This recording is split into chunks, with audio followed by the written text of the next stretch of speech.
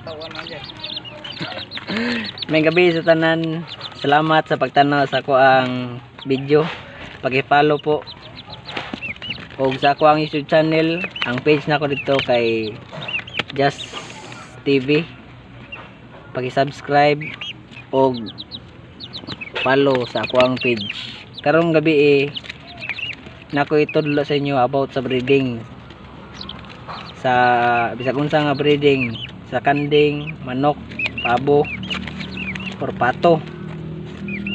Kayo ang laki ay para sa nang bae ug isa ra ang inyong laki kay nagid na siya result nga dili mo ug lain-lain nga laki ang inyong pa-breeding sa manok.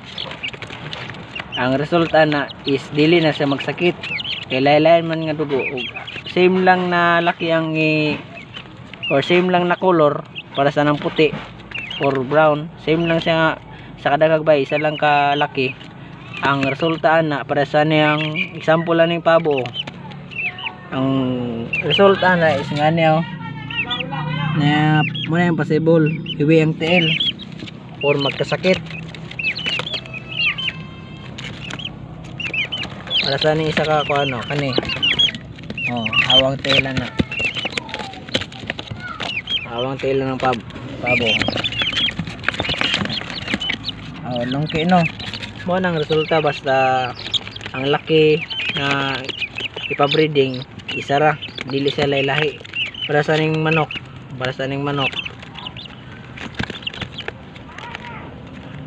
ang manok pod ug di po na siya matarong sa breeding di laki wag po ni resulta iwi kailangan magbuhay og manok o pabo laylay na siya laki laylay na siya og kuan parang yung dugo mag mix aron di siya dulon dayog sakit walay structure siyang lawas nga mausab para sa tiil or kaniyang kuan kaniyang yung sungo.